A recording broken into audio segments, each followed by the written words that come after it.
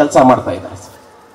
CEO ಅವರು ಬರ್ತಾರೆ ಅವತ್ತು ಇಲ್ಲಿಗೆ, ಅವರು ಬಂದು ಕಾಲ್ ಅಪ್ ಮಾಡಿಬಿಡಿ ನಾವು ಮಾತಾಡೋಣ ಅಂತಾರೆ.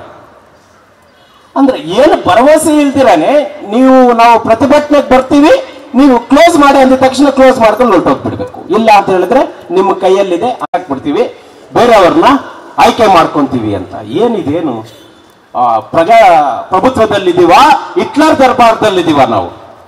15-20 ವರ್ಷಗಳ ಕಾಲ ಕೆಲಸ ಮಾಡ್ತಾ ಇರ್ತಕ್ಕಂಥ ಒಬ್ಬ ವ್ಯಕ್ತಿಯನ್ನ ಏಕ್ದಮ್ ತೆಗೆದಾಕ್ತೀವಿ ಅಂತ ಹೇಳಿದ್ರೆ ಒಪ್ಪೋದಿಲ್ಲ ಸರ್.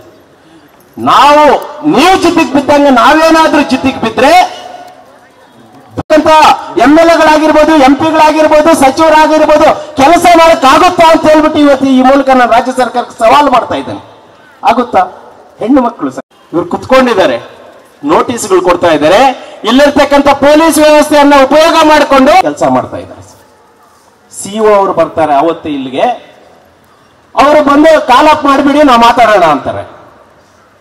ಅಂದ್ರೆ ಏನು ಭರವಸೆ ಇಲ್ದಿರಾನೆ ನಾವು ಪ್ರತಿಭಟನೆಗೆ ಬರ್ತೀವಿ, ನೀವು ಕ್ಲೋಸ್ ಮಾಡಿ ಅಂದ ತಕ್ಷಣ ಕ್ಲೋಸ್ ಮಾಡ್ಕೊಂಡು ಹೊರಟೋಗ್ಬಿಡ್ಬೇಕು. ಇಲ್ಲ ಅಂತ ಹೇಳಿದ್ರೆ ನಿಮ್ಮ ಕೈಯಲ್ಲಿದೆ ಹಾಕ್ಬಿಡ್ತೀವಿ, ಬೇರೆಯವ್ರನ್ನ ಆಯ್ಕೆ ಮಾಡ್ಕೊಂತೀವಿ ಅಂತ. ಏನಿದೇನು ಪ್ರಭುತ್ವದಲ್ಲಿದ್ದೀವ, ಹಿಟ್ಲರ್ ದರ್ಬಾರದಲ್ಲಿದ್ದೀವ ನಾವು?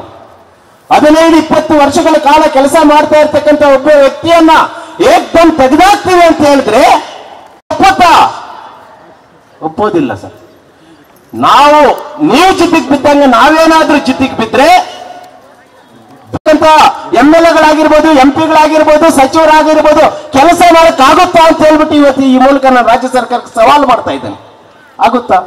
ಹೆಣ್ಣು ಮಕ್ಕಳು ಸರ್ ಇವ್ರು ಕುತ್ಕೊಂಡಿದ್ದಾರೆ, ನೋಟಿಸ್ಗಳು ಕೊಡ್ತಾ ಇದ್ದಾರೆ, ಇಲ್ಲಿರ್ತಕ್ಕಂಥ ಪೊಲೀಸ್ ವ್ಯವಸ್ಥೆಯನ್ನ ಉಪಯೋಗ ಮಾಡಿಕೊಂಡು